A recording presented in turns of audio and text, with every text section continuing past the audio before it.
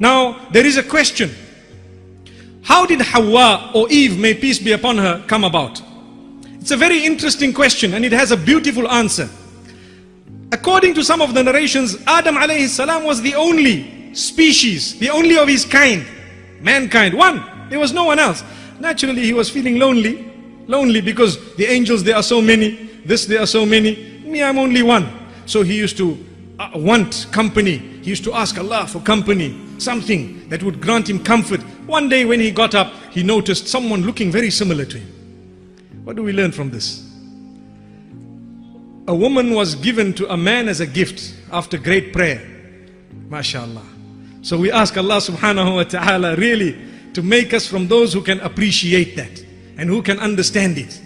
Because many people forget this and they don't realize that this woman was actually a gift. But let me quickly also remind the sisters, live your lives in such a way that you are like a gift, not a burden. Ameen.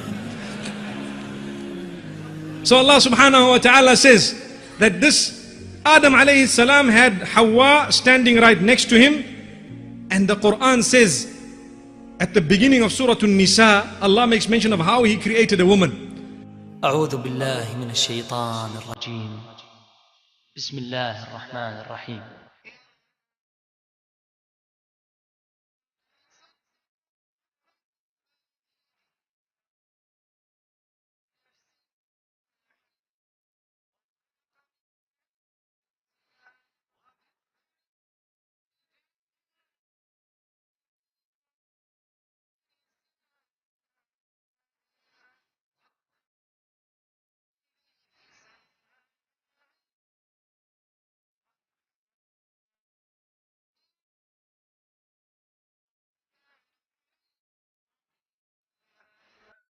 And He says we created from him, meaning from Adam, his spouse, his wife, which means Hawa. Now there are certain people who are embarrassed and they say, no, we weren't created from man. Well, why be embarrassed?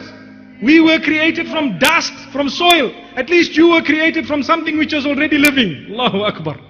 Subhanallah. There is nothing embarrassing. We are there right now. Let's talk of where we are now. This is history. No need to deny a sahih hadith and no need to deny a verse of the Quran.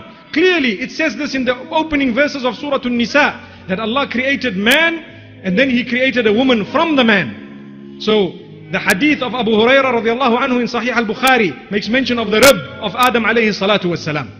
There is nothing wrong with being created from a rib. And when the hadith speaks about how a rib is bent and how the top of it is bent, and if you try to straighten it you might crack it, so be very, very careful how you treat your women. I think a lot of the women don't understand that hadith and they take it personally and they take it wrongly. They think it's an insult. Wallahi, it's not. All it is telling the men folk that be careful how you handle the women. Be very kind to them, be very tolerant, and be very, very patient with them, because if you want to straighten them like a pin, you might end up cracking them, which is true. You can't have your wife exactly as you want. No. No two human beings are the same. Not at all. You know, when I was young, we were always told the 5 fingers are not the same. One day my dad came along and he says, well, if you make an effort, they can all be one. You see, you need to bend one and change the other one and do this to the other one. Then you get all of them in one line. So it means an effort is required for us to be on par. There is a give and take. May Allah subhanahu wa ta'ala grant us goodness.